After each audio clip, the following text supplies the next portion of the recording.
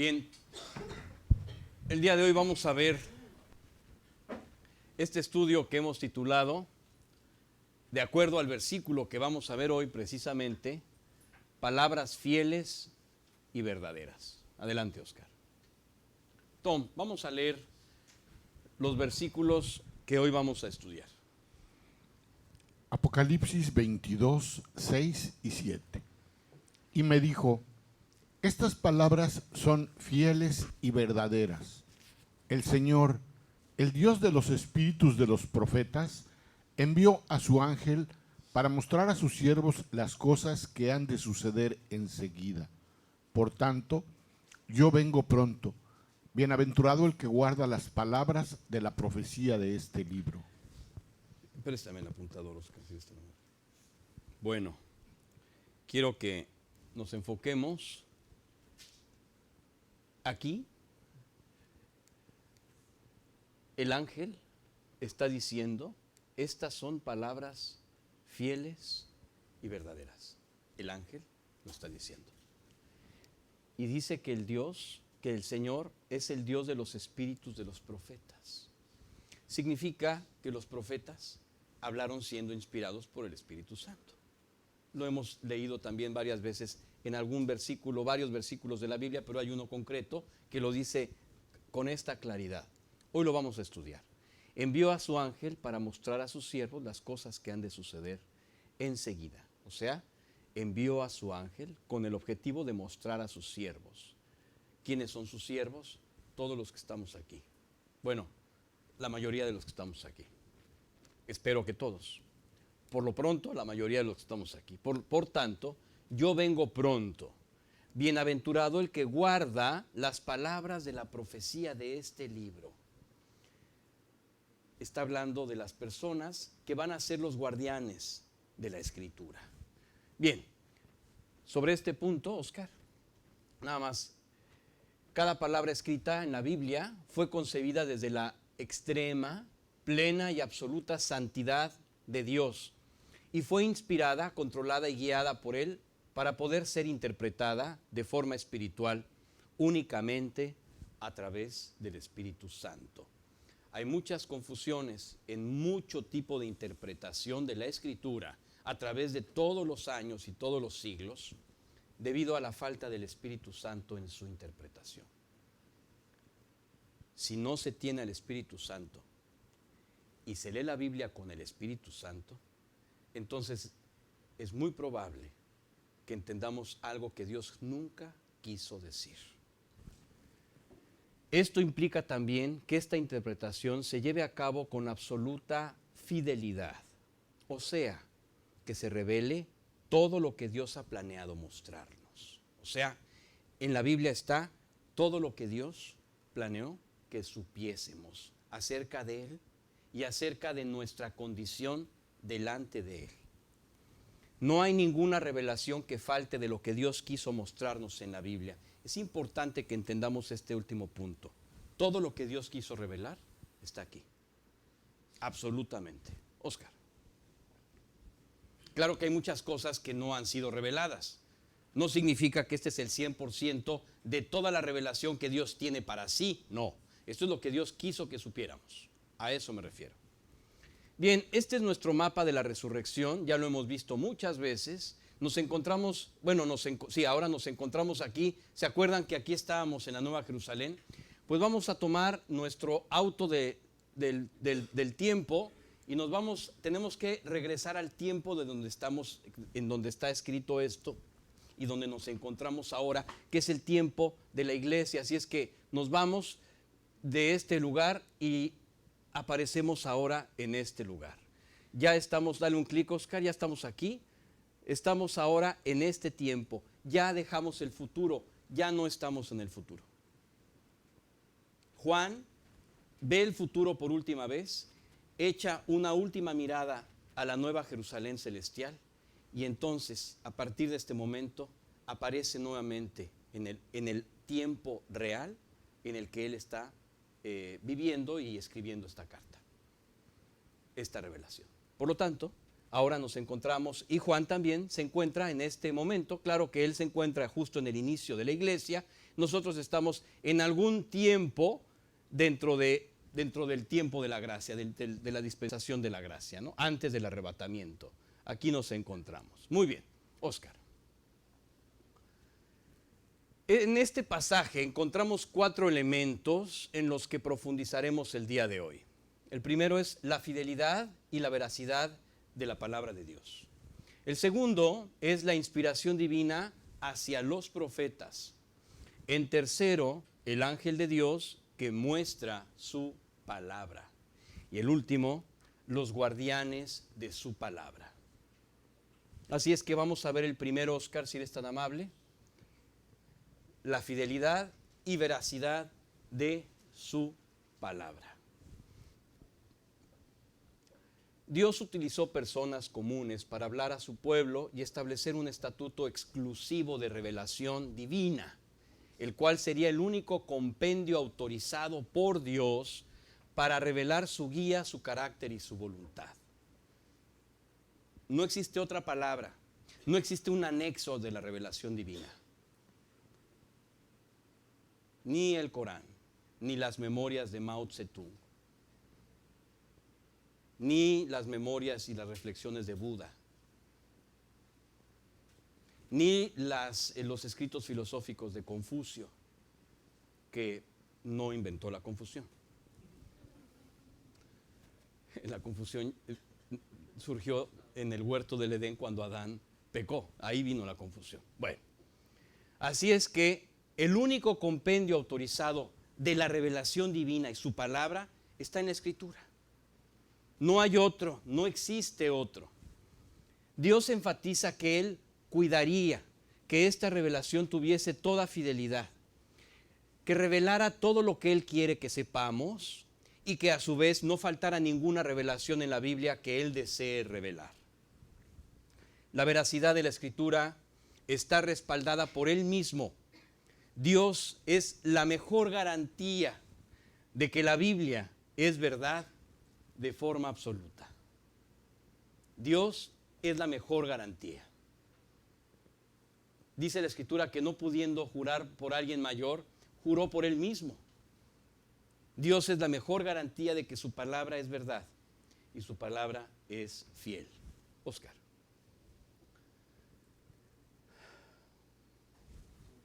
Sí. Tom.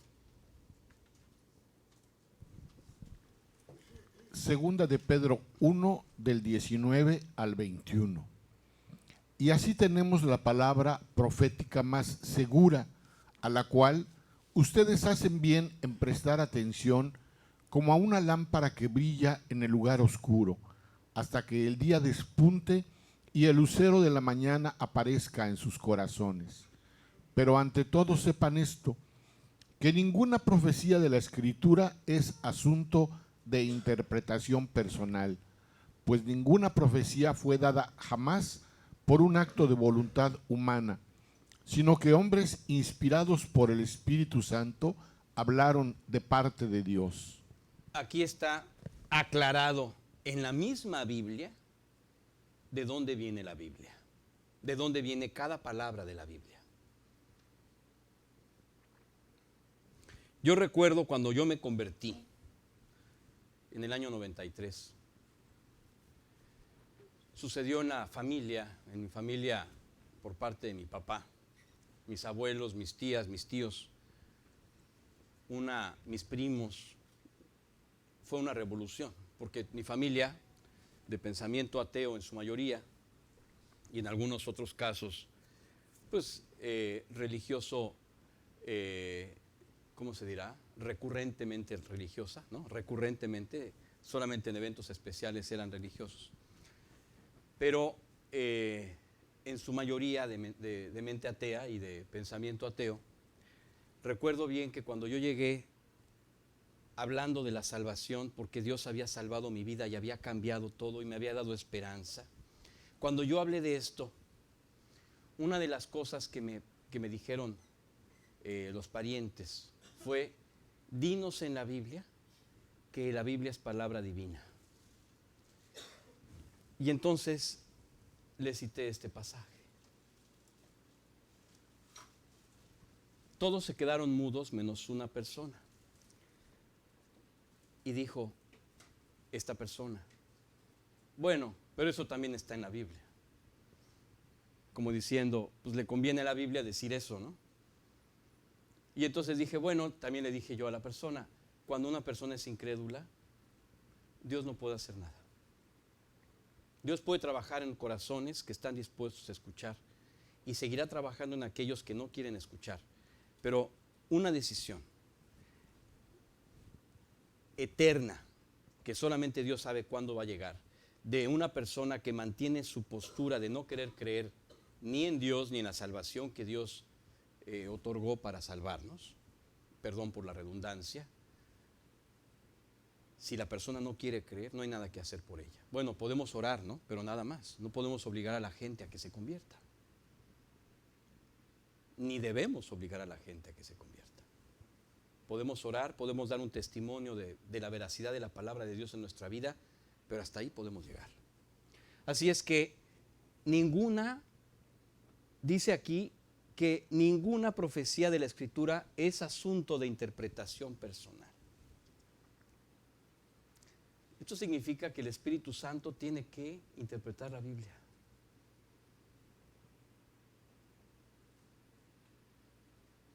Qué lejos está a veces el criterio humano de esta verdad. Oscar. Este hombre es un retrato, es una pintura que representa al profeta Isaías. El pintor no sabía cómo era Isaías, nunca vio su cara, pero así se lo imaginó, ¿no? Entonces nada más vamos a decir que así se lo imaginó. No estamos diciendo que así era Isaías, simplemente es una referencia visual para que podamos ubicar de qué queremos hablar. Si me pueden ayudar con la luz allá atrás, por favor. Ok, Oscar. Nada más quiero decirte que Isaías, cuando escribió lo que vas a escuchar, aproximadamente él rondaba el año 700 antes de Cristo. Y él escribió una profecía que todavía en tiempo no llegaba, o sea, un evento que no llegaba aún en el año 539. O sea, Oscar, estamos hablando de más de 150 años antes, 161 para ser exactos, del 700 al 539. Y todavía el nacimiento de Cristo estaba muy lejos de darse. Todavía estaba muy lejos el nacimiento de Cristo de este tiempo. Estamos hablando del 700 antes del nacimiento de Cristo. Y en ese tiempo Isaías el profeta profetizó la caída de Babilonia o la toma de Babilonia por Ciro el persa en el año 539. Esto sucedió en el año 539. No había forma de poder establecer esta profecía con toda la certeza con la que Isaías habla de ella. Además, cita el nombre de Ciro más de 150 años antes de que Ciro siquiera naciera.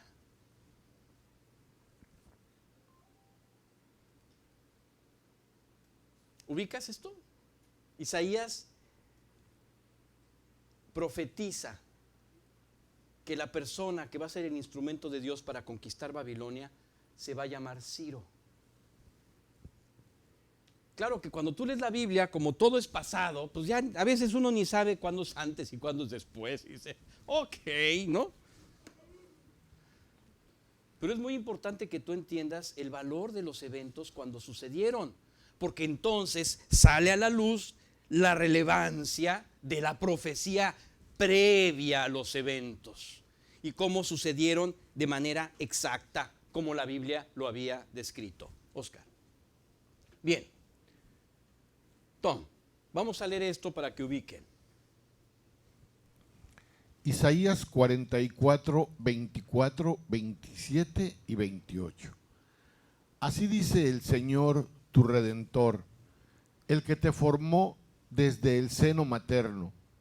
Yo, el Señor, creador de todo, que extiendo los cielos, yo solo, y afirmo la tierra sin ayuda. yo soy el que dice a la profundidad del mar, sécate, y yo secaré tus ríos. El que dice de Ciro, él es mi pastor, y él cumplirá todos mis deseos. Y dice de Jerusalén, será reedificada, y al templo serán echados tus cimientos. Yo quiero decirte que Ciro fue el rey que permitió el regreso de los judíos a la tierra de Israel. Y por orden suya se restauró el templo. Y eso está profetizado desde el año 700 antes de Cristo.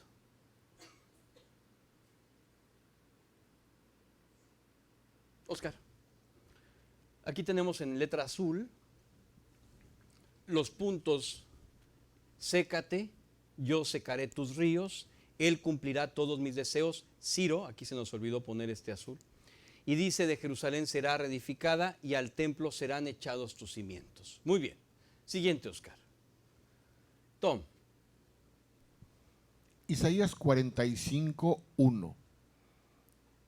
Así dice el Señor a Ciro, su ungido, a quien he tomado por la diestra para someter ante él naciones y para desatar lomos de reyes, para abrir ante él las puertas, para que no queden cerradas las entradas. Y vamos a hacer lo mismo, vamos a ponerlas en azul, los puntos. Ciro, su ungido, el nombre Ciro, para someter ante él naciones, para desatar lomos de reyes, para abrir ante él las puertas. ¿Qué puertas? Ahorita vas a escuchar qué puertas. Para que no queden cerradas las entradas. ¿Qué entradas? Las entradas a la ciudad. Así conquistaron Babilonia. Oscar. Este hombre se llama Herodoto. Herodoto escribió varias memorias antiguas, entre ellas la toma de Jerusalén, de Babilonia por el rey Ciro. Herodoto vivió en el año 430 antes de Cristo y tiene un libro, un compendio de escritos llamado Historias, que es una obra que se divide en 9 libros, Oscar. Y vamos a ver ahora la línea de tiempo, la misma línea de tiempo que vimos hace un momento. Aquí está Isaías, aquí está la toma. Aquí están más de 150 años que profetiza Isaías. Y aquí está Herodoto. Herodoto está aquí. Ya había pasado este evento cuando Herodoto lo relata. ¿Ok? Sí está claro, ¿no? Bueno, aquí está el nacimiento de Cristo. Todavía no pasa. Y entonces Herodoto dice, Oscar. Tom. Historias, libro 1, capítulo 90. Dice historias, pone una ahí. ¿Eso es Ajá. qué? Capítulo 96, ¿no? No, Ese libro, ese número no puede No existir, existe, ¿verdad? no. Está muy nice ese número. Bueno, Bueno, 90 y 11. 90 y 11. 90 y 11.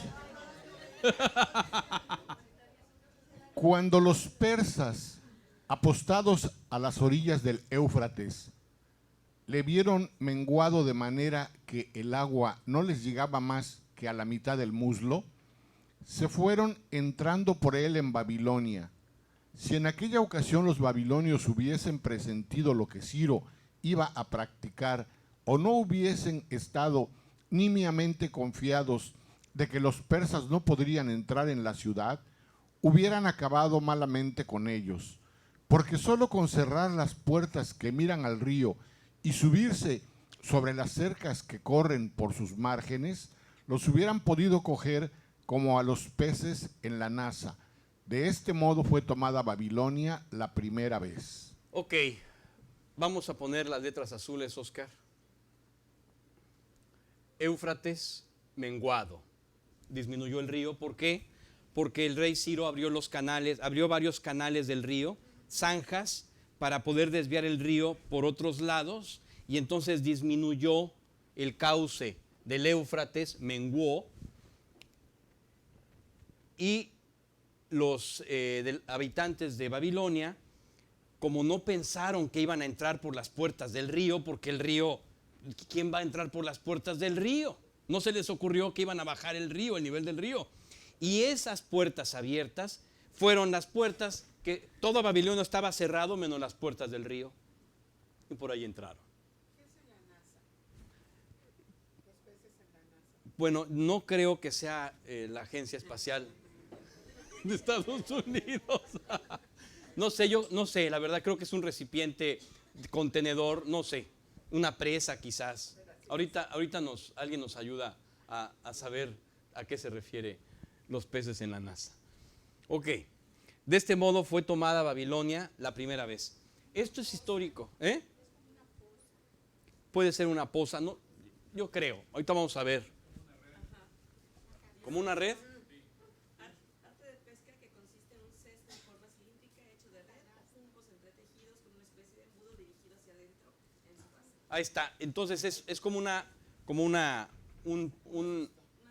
cesta de red. Adelante, aquí hay lugar. O cilíndrico, ¿no? Cilíndrica, ahí está. Como los peces en la red, ¿no? A eso se refiere. De este modo fue tomada Babilonia la primera vez, tal como está escrito y profetizado antes. Sí, Lourdes.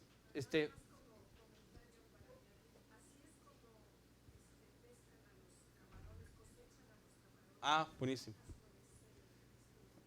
Ok, dice para quienes están en el internet y no escucharon, dice Lourdes que así es como pescan a los camarones, con ese instrumento. Gracias. Muy bien. Yo les corroboro en un momento este número del capítulo. Perdón.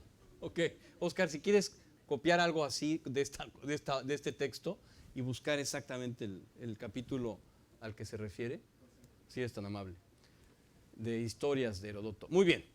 Bueno, siguiente, Oscar, si eres tan amable. Aquí está una imagen de la representación, no es una foto que tomaron en el momento, tampoco es una selfie de Ciro.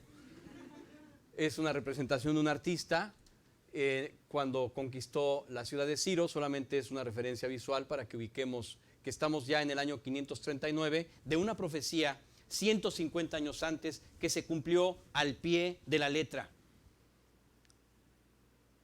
¿Ya ubicaste? Claro, cuando tú vas a la Biblia, como todo es pasado, pues ya no sabes ni qué es antes y después y échale, todo está, it's all in there, ¿no? Pero en realidad es tan importante ubicar estos tiempos y estas fechas porque así tú puedes dimensionar lo que significa haber profetizado con antelación y haberse cumplido la profecía exactamente hasta el nombre Ciro.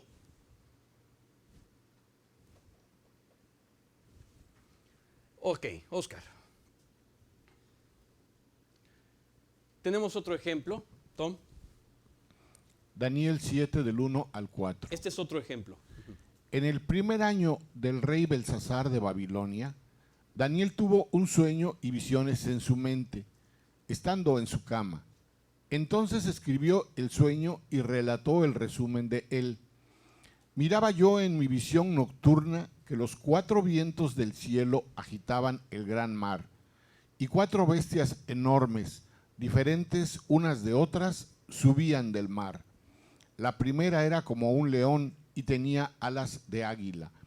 Mientras yo miraba, sus alas le fueron arrancadas.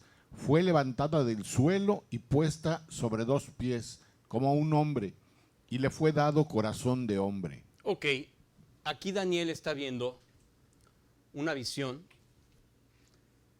en donde suceden eventos, o sea, se le revelan a él eventos futuros. Dios le revela estos eventos futuros que van a tener lugar en la tierra. Y primero, antes que nada, el león ya estaba en su tiempo, digamos que esta parte de la revelación es de tiempo presente, pero sucede algo que en el primer año del rey Belsasar ya había pasado con Nabucodonosor, que su corazón se transformó en corazón de hombre, ¿no? Cuando a Nabucodonosor le entró la locura y finalmente recapacitó y reconoció que Dios, el Dios del cielo, es el Dios todopoderoso. Entonces, esta revelación ya había sucedido. Sin embargo, lo que viene a continuación, esto es futuro para él. Adelante, Oscar. Tom. Daniel 7, del 5 al 7. Y otra segunda bestia, semejante a un oso, estaba levantada de un costado, y en su boca, entre sus dientes, tenía 3 costillas. Y le dijeron así: levántate y devora mucha carne. Después de esto seguí mirando, y otra más, semejante a un leopardo, Oscar, dame un clic. que tenía sobre su lomo 4 alas de ave. La bestia tenía 4 cabezas y le fue dado dominio. Después de esto, seguí mirando en las visiones nocturnas y vi una 4ª bestia, terrible, espantosa y en gran manera fuerte. Tenía enormes dientes de hierro y devoraba, desmenuzaba y pisoteaba los restos con sus pies. Era diferente de todas las bestias que la antecedieron y tenía 10 cuernos. Bueno, en la visión, Dios le revela a Daniel el futuro de los imperios que gobernarán la tierra.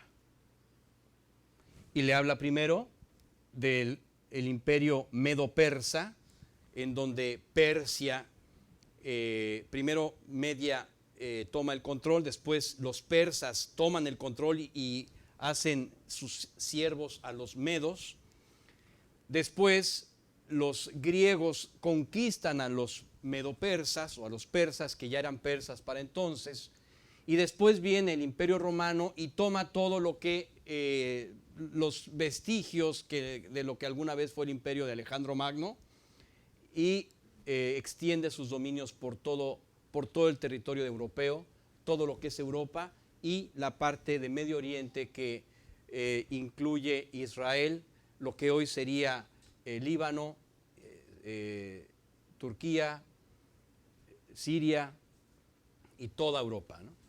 Esto es lo que Daniel está viendo en esta revelación. Esto es lo que Dios le revela a Daniel muchos siglos antes de que esto sucediera.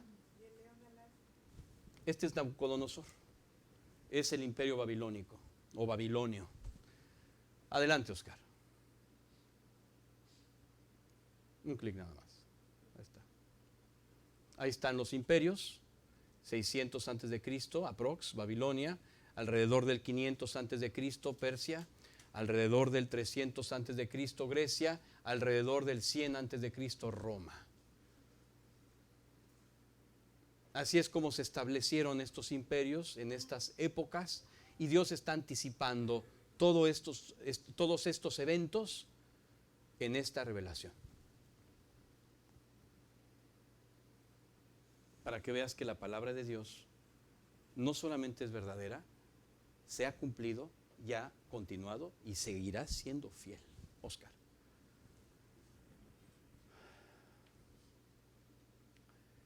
Vamos a leer lo que dice el doctor Scofield. Tom, si eres tan amable. Dr. C. Scofield.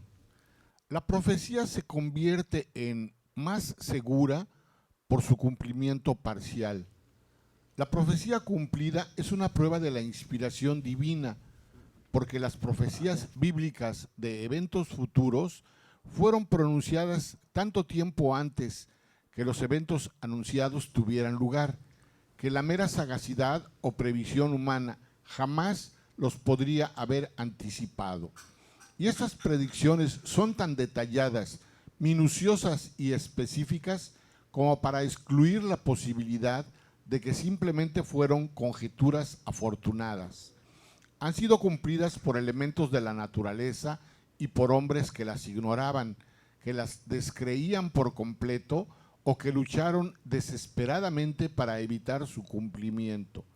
Por lo tanto, es indudable que las escrituras que contienen dichas profecías son inspiradas por Dios. Bueno, está puesto, sí.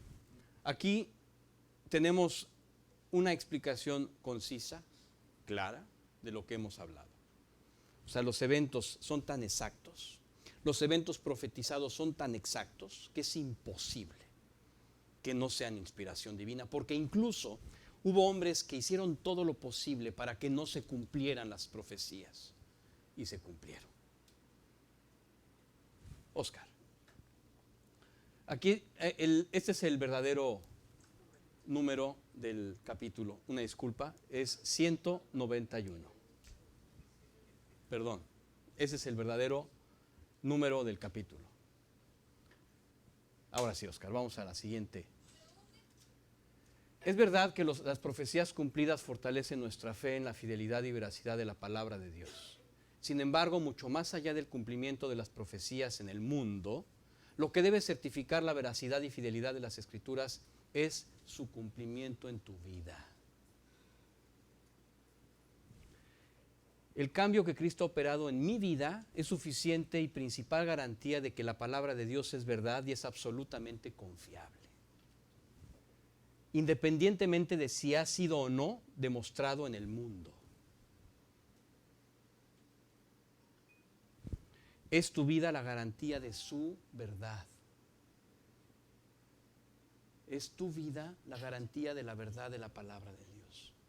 Más allá de que verdaderamente exista la ciudad de Jericó, de que se hayan descubierto referencias de la casa de David, mucho más allá de estos hallazgos arqueológicos, la veracidad de la Escritura tiene como fundamento en tu vida, tu propia vida. Esa es tu garantía de la veracidad de la palabra de Dios. Varios conocen esta, Oscar. Apágale, por favor. Conocen esta foto, varios se los he mostrado. Para mí es como, le llamo yo la última foto.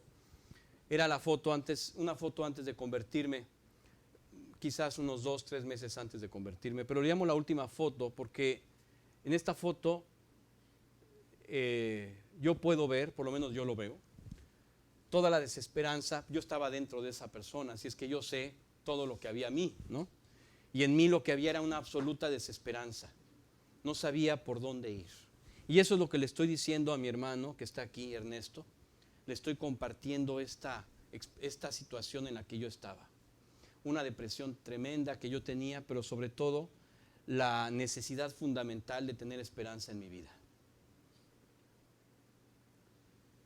Lo que certifica que la palabra de Dios es verdad es que esta persona ha quedado atrás. Oscar, dale otro. Exacto, hoy tengo una realidad diferente, con hijos que mi esposa y yo no podíamos tener. Mi hijo se llama Samuel porque le pedimos a Dios un hijo y Dios nos dio un hijo, después de que los médicos le dijeron a Velvet, nananay. Y no solamente hablo de mis hijos, hablo de la vida con Él, la plenitud de la vida con Él. Así es que yo quiero decirte que mi convicción de la veracidad de la palabra de Dios se encuentra guardada en mi vida, como absoluto sello de garantía. Aunque, como decía un amigo, si en el monte Ararat descubrieran en lugar del arca de Noé, el portaaviones Eisenhower que se perdió en la Segunda Guerra Mundial, aunque eso pasara, el testimonio de la veracidad de la Escritura es lo que Dios ha hecho en mi vida. El cambio que Cristo ha operado en mi vida. Oscar. Tom. Gracias, David. Segunda de los Corintios 3, 2 y 3. Ustedes son nuestra carta, escrita en nuestros corazones, conocida y leída por todos los hombres, siendo manifiesto que son carta de Cristo, redactada por nosotros, no escrita con tinta, sino con el Espíritu del Dios vivo, no en tablas de piedra, sino en tablas de corazones humanos. ¡Qué impacto! Aquí lo dice.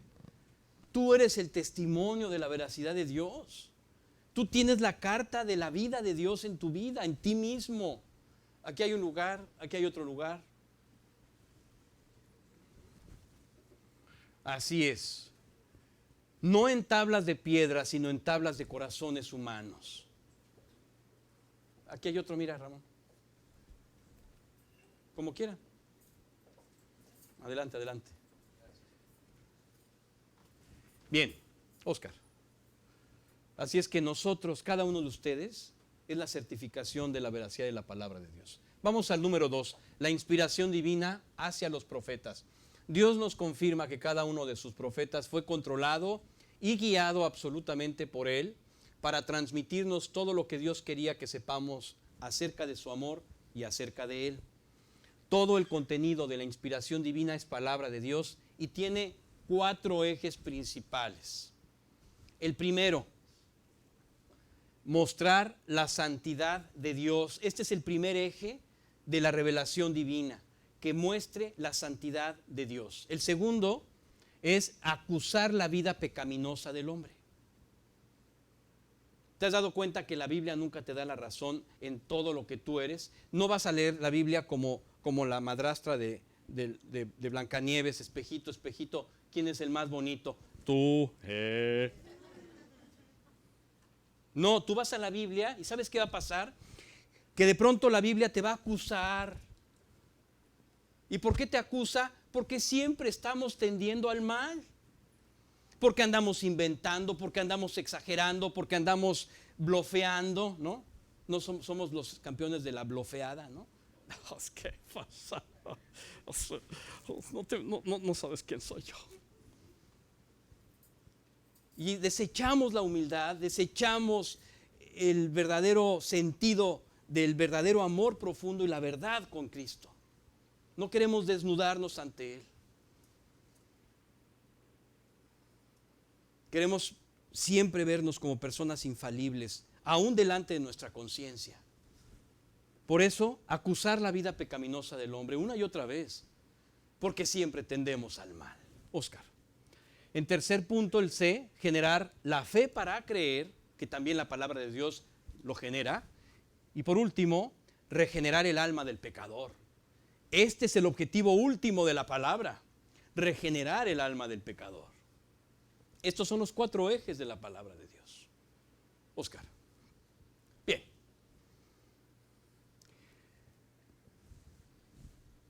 Fíjate que muchos estudiosos, sobre todo los modernos, han encontrado vestigios más poderosos de que este es el verdadero monte Sinaí. Porque teníamos como referencia otro monte. Esto se encuentra en realidad en la parte de Arabia Saudita. Y pareciera que por vestigios, por recientes, es el monte al que se refiere la Escritura. Muy bien, no, siendo uno u otro, eso no importa. Vamos a hablar de este punto, mostrar la santidad de Dios. Toda la Escritura manifiesta la santidad de Dios en contraste con la vida de pecado e infidelidad del hombre. La expresión santidad induce a que se habla desde una dimensión fuera de ella. Sí, o sea, Dios no tendría por qué decir soy santo si nosotros no fuéramos santos. Si nosotros viviéramos en la santidad de Dios, no tendría Él que decir que es santo. Simplemente todos estaríamos en esa dimensión. Si lo dice, por ende, el hecho de que lo diga implica que estamos fuera de esta santidad. Por lo tanto, la santidad es el estado natural y perfecto de Dios. Este es el estado que simboliza el tabernáculo de reunión revelado a Moisés, en donde la santidad estaba separada del mundo terrenal y corrupto. Vamos a ver esta imagen que nos va a hacer una imagen referente muy importante. Este es el tabernáculo. Aquí el tabernáculo está puesto en una explanada como un desierto, pero en realidad esto lo que simboliza, Oscar, es que este lugar está fuera del mundo, en la presencia de Dios, en una absoluta santidad. O sea, Oscar, que el tabernáculo es santo y todo lo demás es profano. Eso es lo que simboliza el tabernáculo de reunión. Uno entraba al tabernáculo de reunión y entraba a la parte de la santidad. Por eso es que un sacerdote no podía salir de aquí corriendo sin antes hacer ciertos rituales para poder cambiar su condición espiritual de santidad y poder salir al mundo terrenal. Por eso es que no cualquiera podía entrar aquí, y menos acá.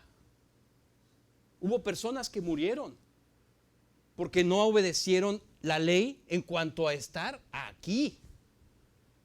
Y la ley implicaba, entre otras cosas, y en primer lugar, ofrecer un sacrificio a través de una víctima inocente que simbolizaba a Jesucristo, el Cordero de Dios que vendría a quitar el pecado del mundo. Bueno, eso es lo que simboliza este lugar. Así es que la santidad absoluta de Dios, en primer lugar, es mostrar esto. Oscar. Tom. Isaías 57:15. Porque así dice el alto y sublime, que vive para siempre, cuyo nombre es santo. Yo habito en lo alto y santo, y también con el contrito y humilde de espíritu, para vivificar el espíritu de los humildes y para vivificar el corazón de los contritos. Aquí está. Yo habito en lo alto y santo y también con el contrito y humilde de espíritu,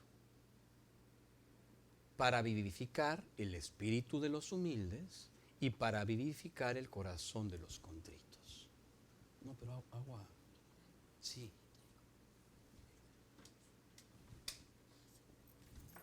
¿No está ahí? Bien. Si nosotros continuamos con nuestra actitud arrogante, Dios va a encontrar mucha dificultad para hacernos entender sus verdades y para llevarnos a descubrir una vida profunda con Él. Tenemos que morir a nuestro orgullo y abrirnos en humildad a entender, a estudiar y a obedecer su palabra. De otra manera, créeme, vamos a tener muchos obstáculos para poder llegar a lo que Dios ha planeado en nosotros. Aquí lo dice, Él es santo, alto y santo. Él habita en lo alto y santo. Y su nombre es santo.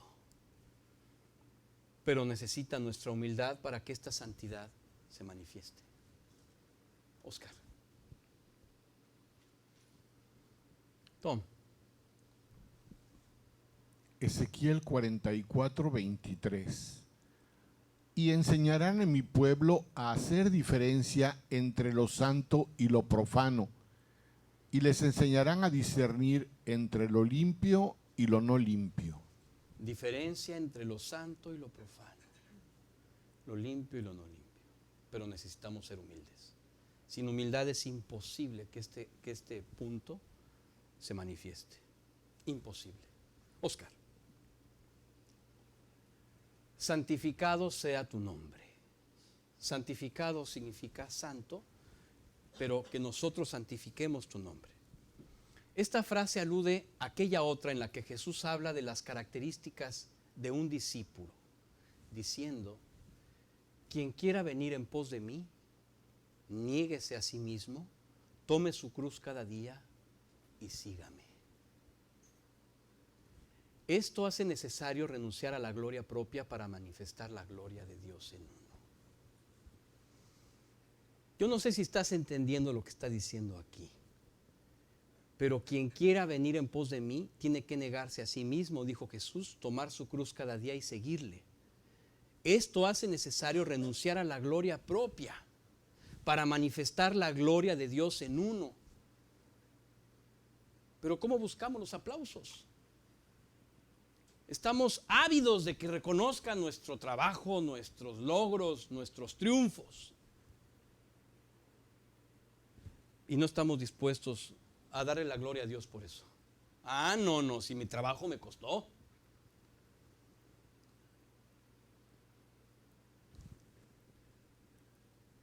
Significa también procurar mantenerse santo, sin dar lugar a la carne, ni dar ocasión al diablo.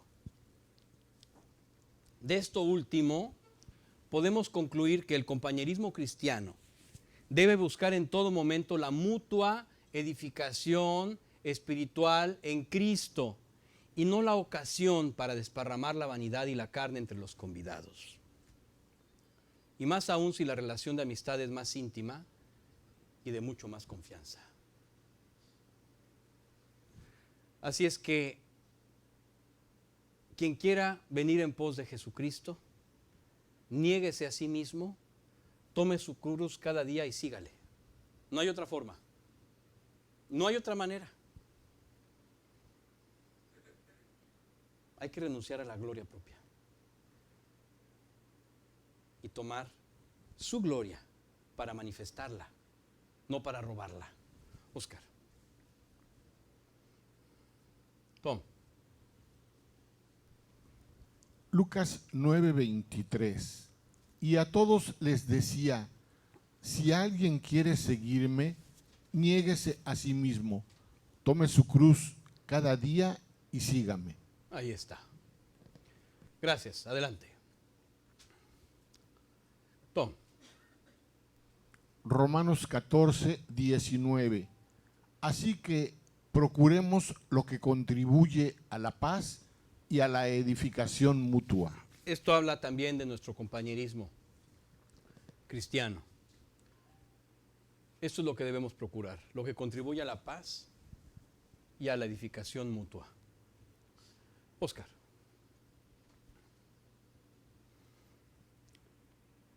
Bien, inciso B. ¿Le puedes apagar, David, porfa? Acusar la vida pecaminosa del hombre. ¿Por qué será? Pues porque toda esta es la galería que está dentro de nosotros. La envidia, la arrogancia, la mentira, la predisposición al mal, la codicia. Olvídate todo tipo de pecados sexuales, el que quieras, la ira, la murmuración y todos los que no están aquí.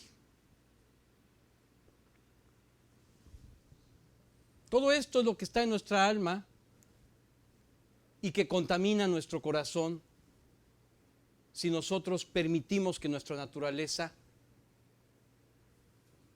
nos convenza y nos seduzca. Nuestra alma se contamina porque estamos siempre tendiendo al pecado, siempre tendiendo al pecado. Así es que esto es otro de los ejes de la palabra de Dios, acusar la vida pecaminosa del hombre. Oscar.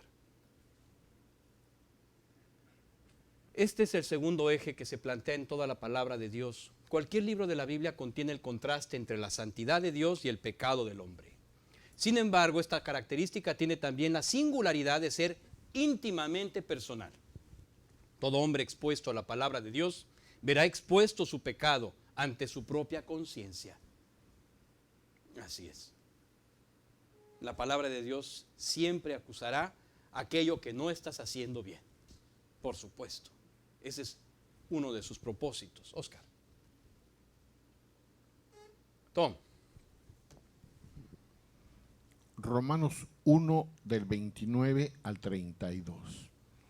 Están llenos de toda injusticia, maldad, perversidad, avaricia y malicia, llenos de envidia, homicidios, pleitos, engaños y malignidad.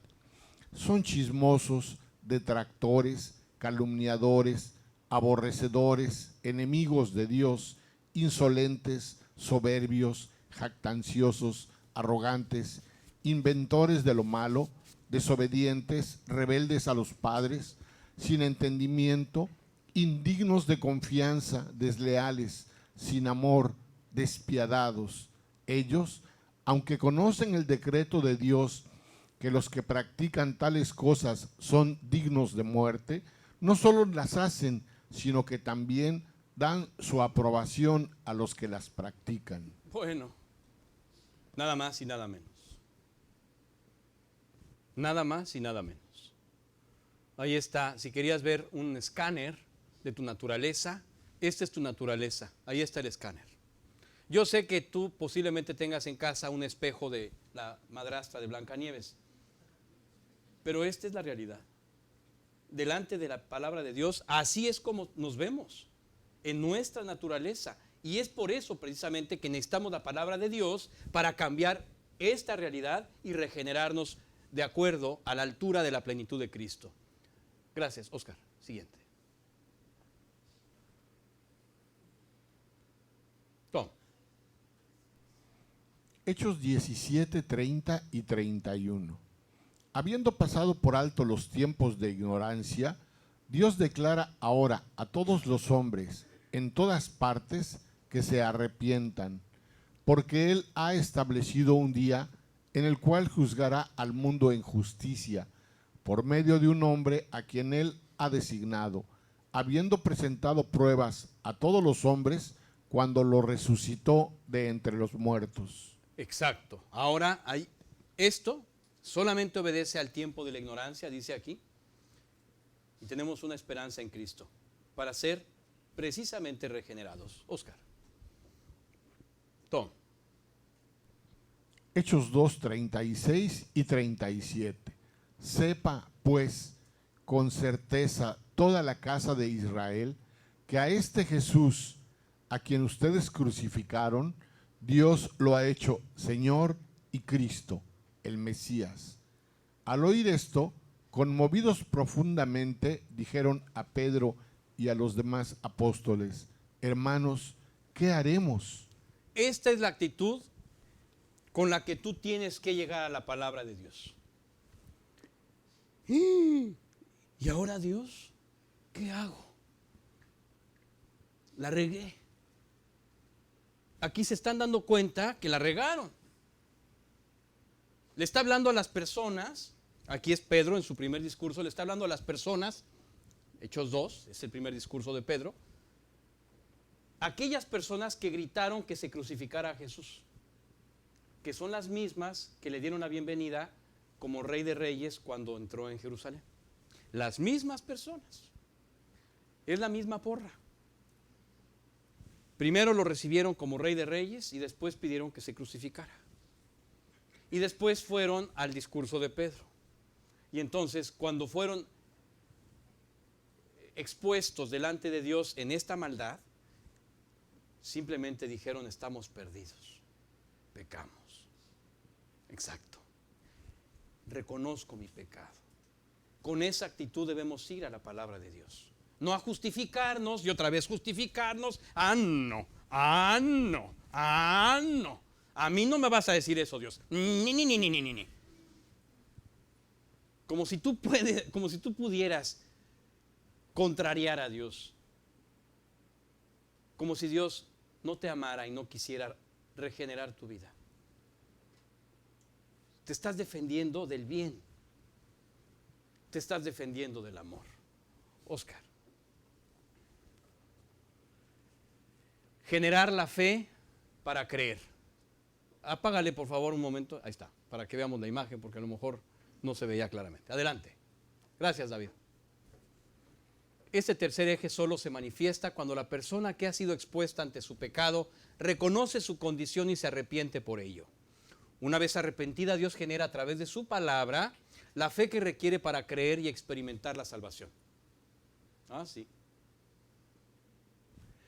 Nos encontramos aquí en el momento mismo de la conversión de un alma. Y esto sin duda trae a la memoria nuestra propia experiencia, el día en que la palabra de Dios generó en nosotros la fe para creer.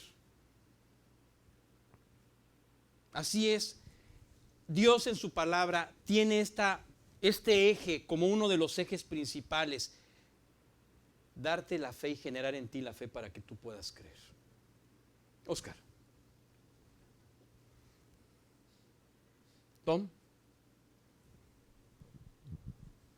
Efesios 2, del 8 al 10.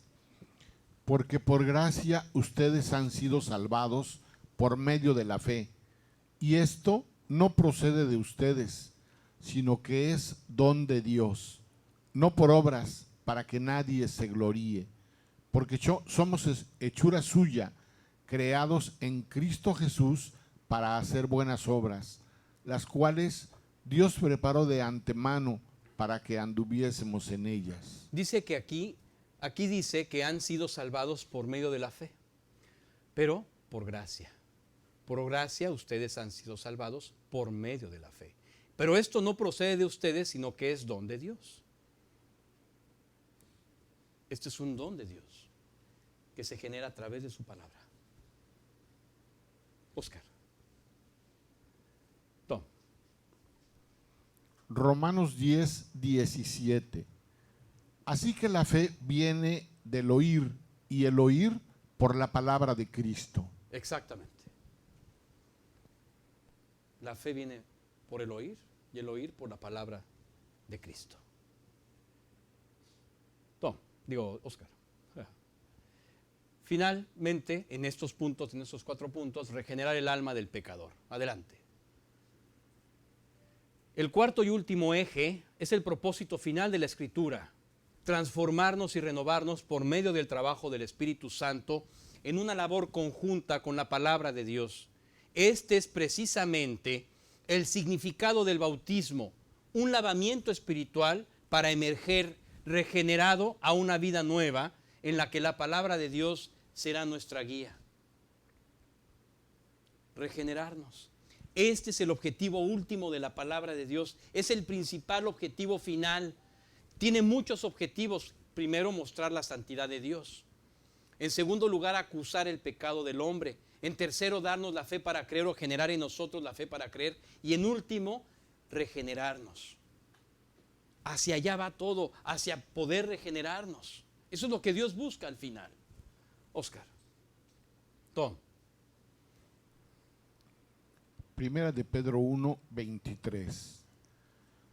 Pues han nacido de nuevo, no de una simiente corruptible, sino de una que es incorruptible, es decir, mediante la palabra de Dios que vive y permanece. Exacto, la regeneración, nacer de nuevo a través de la palabra de Dios. Oscar.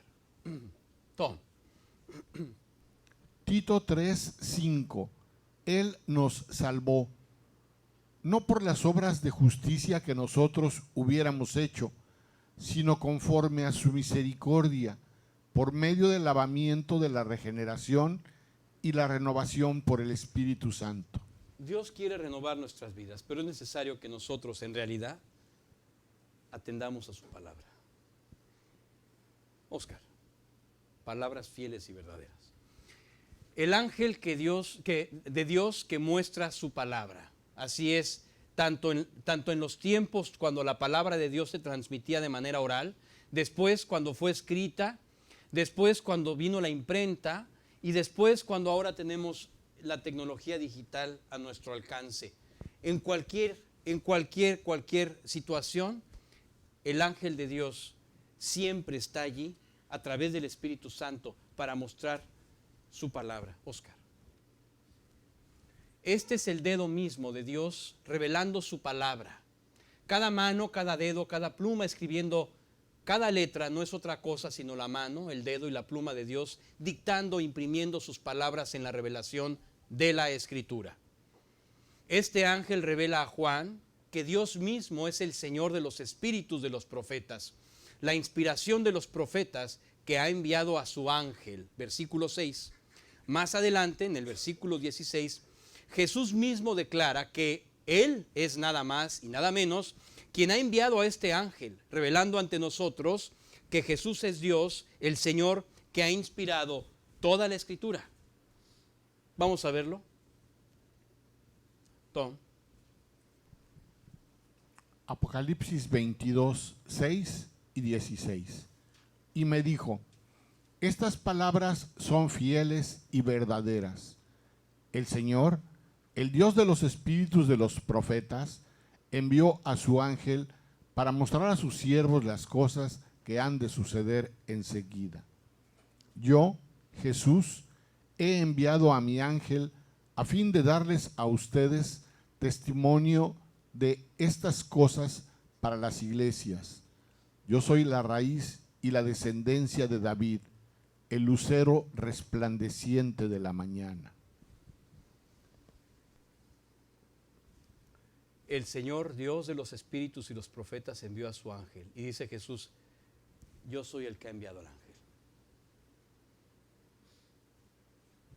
Oscar. ¿Otra? Así es que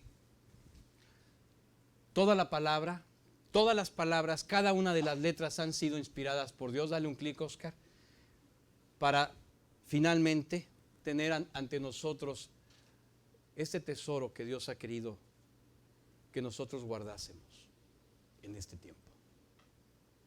Oscar. El último punto, los guardianes de su palabra. Adelante, Oscar. Lejos de procurar vivir al margen del pecado, de vacilar en la obediencia del amor y la fidelidad hacia su palabra, debemos anhelar llenar nuestra vida y nuestro tiempo de los dichos de su boca. El mundo moderno siempre ha sido un pretexto para la falta de entrega. En la antigua Babilonia, el afán por conocer cosas nuevas no era distinto. Tampoco lo era la llegada de las nuevas tecnologías marítimas en la época de los fenicios. Cada época ha tenido su mundo moderno.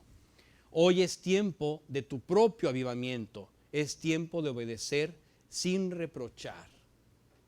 Es tu tiempo. Oscar. Tom. Josué 1:8. Este libro de la ley no se apartará de tu boca, sino que meditarás en él día y noche, para que cuides de hacer todo lo que en él está escrito, porque entonces harás prosperar tu camino y tendrás éxito. Así es. Esta es una de las grandes exhortaciones de la palabra de Dios. Nunca se apartará de tu boca. Quiere decir que si no se aparta de tu boca, está en tu corazón todo el tiempo. Porque dice la palabra de Dios que de la llenura del corazón habla la boca. Por lo tanto, si está en tu boca, llena tu corazón. Oscar. Conclusión. Tu vida con Cristo es el testimonio más poderoso de la verdad de la palabra de Dios. Número 2. Santificado sea tu nombre significa renunciar a tu gloria para manifestar la gloria de Dios. Número 3. Tu regeneración es el objetivo final de la palabra de Dios en tu vida. Y número 4. Ya basta de escuchar y seguir los deseos de tu carne. Inicia hoy en tu vida un verdadero avivamiento. ¿Alguna pregunta? Sí, Lourdes. David. Bueno, son dos preguntas. La primera tiene que ver con el versículo de 2 de Pedro 1, del 19 al 21. Cuando habla de profecía, ese versículo, la profecía más segura y eso, que lo repite 3 veces. O sea, ¿a qué se refiere exactamente con profecía? ¿Es solamente eventos del futuro? ¿O profecía tiene un significado más amplio en ese versículo? Habla de la veracidad de la palabra, concretamente. Aquí habla, la profecía como tal, habla de la veracidad de la palabra. O sea, la profecía es un evento que se va a cumplir y con esto te va a certificar que es verdad lo que te está diciendo. ¿Sí me explico? El objetivo de la profecía era que tú vieras que que la advertencia que Dios te había hecho era por parte suya. Así es como Dios le decía al pueblo de Israel que checaran que el profeta fuera verdaderamente de Dios cuando hablaba, que el profeta que estaba hablando fuera certificado por Dios. ¿De qué forma? Decía, veremos si se cumple lo que dijo el profeta o no. Si se cumple, la profecía era correcta. Si no se cumple, no era correcta, no era verdadera. Entonces, aquí lo que está hablando es que la palabra de Dios es veraz. En este sentido, cuando habla de profecía, te está diciendo que la palabra es verdadera. Tenemos la palabra verdadera venida de Dios, profética, que incluye que es palabra divina, pero verdadera al mismo tiempo, más segura. A eso se refiere. O sea, no es solamente la predicción de un evento futuro, sino que es, o sea, porque los profetas también hicieron exhortaciones, hablaron otras cosas de Dios que no necesariamente era una predicción futura. No O sea, necesariamente, no, la profecía como tal significa que todo lo que que todo lo que ha salido de la palabra de Dios es absolutamente veraz. Ok, O sea, es veraz y comprobable. A eso se refiere con esta palabra. ok. Bueno, y la segunda pregunta. El versículo que dice, sin santidad nadie verá al Señor, Sí. ¿a qué se refiere exactamente allí con la palabra santidad? En ese verso, ¿qué significa la santidad sin la que nadie verá al Señor? La limpieza de tus pecados. O sea, vas a volver a pecar, pero ya estás redimido. Cuando una persona conoce a Cristo y le entrega su vida, la persona es redimida delante de Dios. A partir de ese momento Dios lo ve santo. Aunque su vida siga teniendo todas las peripecias de la incredulidad y de los dimes y diretes y los cuestionamientos y la ira y todo tipo de cosas. Pero la persona es santa delante de Dios, ya es salva. Entonces, sin esa santidad de la redención en Cristo, de esa remisión de pecados, es imposible entrar en su presencia. Ok, A eso se refiere. gracias. Muy bien, sí. A ver, nada más que hay personas ahí que están escuchando que no... Ajá. Habla específicamente de los que no son salvos, porque generalmente se utiliza mucho este texto para todos. Sin santidad nadie verá al Señor, entonces permanece limpio y que no Es que es peques. imposible tener santidad sin la redención. Así es. ¿Cómo? Pero me refiero en el sentido de que lo que se mencionaba, que una vez que ya uno ya es salvo, aunque sigue con esa naturaleza luchando y pues cae en pecado y está en todo momento en comunión con el Señor para ser limpiado, ya puede ver al Señor. ¿Sí me refiero en ese sentido? Sí, sí, Entonces, sí. esto habla específicamente ese texto de los que no son salvos. Ese texto habla de que es necesaria la conversión Exacto. para poder ver al Señor. Una vez que la persona se ha convertido, su calidad de salvo permanece para siempre. Así es. No puede cambiar la calidad de salvo, aunque peque. ¿Por qué? Porque lo que Dios logró por gracia es imposible perderlo por obras. Por ahí hay algunas filosofías y dogmas que dicen que la salvación se pierde. Es imposible perder la salvación porque tú nunca la obtuviste por obras. La obtuviste por gracia. Por lo tanto, si es por gracia, tú no puedes perderla por obras. No puedes perderlo porque hiciste malas obras. No. ¿Sí me explico? Se mantiene la salvación. Claro, tu vida personal, tu vida terrenal va a tener complicaciones si tú estás tendiendo al pecado continuamente. Entonces vas a tener disciplina de Dios, vas a tener ciertos eventos en tu vida que son consecuencia de no querer arreglar tu vida cuando ya has sido redimido. Pero está hablando de una condición, nada más. Sí, exacto. Muy bien. ¿Alguien más? Bueno, pues vamos a dar gracias y después vamos a... No se vayan porque vamos a un comunicado. Ah, no, sí, hoy sí, Spurgeon. Perdón, Spurgeon. Perdón. Que Tomás dice, ¿y Spurgeon? Perdón, Spurgeon. Adelante, Spurgeon. Vamos a Spurgeon en el siglo XIX. Adelante. Spurgeon. Dice Spurgeon, ¿qué visión de Dios disfrutaremos en el cielo? Estamos andando en esa dirección y a medida que nos acercamos más y más, nuestra vista y visión de la gloria de Dios se incrementa cada día. ¿Qué verdad es esto? ¿Qué impacto? O sea que mientras vayamos arreglando nuestra vida, cada día vamos descubriendo más acerca de la dimensión que significa su gloria en nuestra vida. Esto es impresionante. Bien, viva México. Vamos a orar por él. Ahorita que terminemos, vamos a orar por México. No se vayan porque después de que oremos, quiero que escuchemos un comunicado. Vamos a orar y vamos a agradecerle a Dios por este tiempo. Bendito Dios, queremos agradecerte por este mensaje y por la realidad de tu palabra en nuestra vida.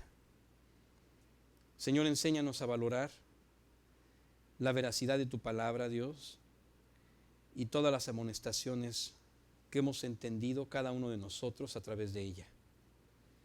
Enséñanos a vivir en la victoria de tu gracia, de tu poder, aquella que tú lograste en la cruz.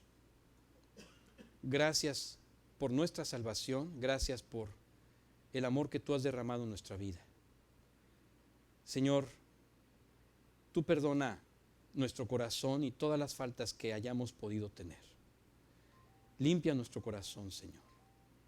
Queremos pedirte una renovación en nuestra vida y que tú seas santificado a través de nuestra vida, Señor. Perdónanos, Padre, por haberte robado tantas veces la gloria. A mí personalmente, Dios, perdóname por esto. Perdónanos, Señor, por haberla regado en todo esto, Dios. Y gracias por la oportunidad que tú nos das siempre de corregir esta situación en nuestra vida. Enséñanos, Dios, a ser humildes. Enséñanos a ser prontos para oír y amar tu palabra y pasar tiempo en ella y obedecerla, guardarla en verdad, Dios. Predicarla para manifestar tu gloria, así como tu palabra lo demanda. Gracias por este tiempo, Señor. Bendice a cada uno de los que estamos aquí presentes. Te pedimos también por nuestra nación maravillosa. Te pedimos por este México, Dios, precioso, por esta nación.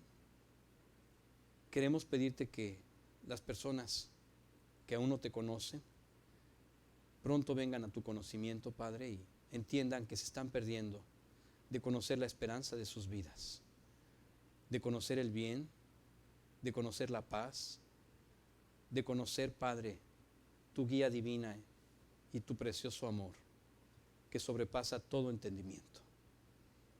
Bendice a nuestro México precioso. Salva a nuestro México maravilloso, Dios. Detén toda esta locura de ideologías de género y toda esta locura, Dios, que ha contaminado tanto a nuestra nación. Dios, tú amas México, sabemos eso. Nos has puesto aquí con un encargo. Queremos pedirte, Dios, que de acuerdo a este encargo, cada uno de nosotros se disponga a orar para ser la sal de la tierra y detener la corrupción de nuestra nación. A través de la oración y a través de un testimonio de tu gracia en nuestra vida. Señor, ayuda a México, salva a México, sálvalo de estas locuras, Dios, y regenera tú nuestra vida y la vida de todos los creyentes, Dios, que alaban tu nombre y que han conocido la plenitud de la vida en Cristo. Gracias por este día, te pedimos que nos bendigas, que nos guardes, que nos lleves con bien a todas nuestras actividades y sobre todo, Dios, que en todo momento nos lleves a honrar tu palabra y a vivir de acuerdo a ella. Es en el nombre de Cristo que oramos y te pedimos esto. Amén.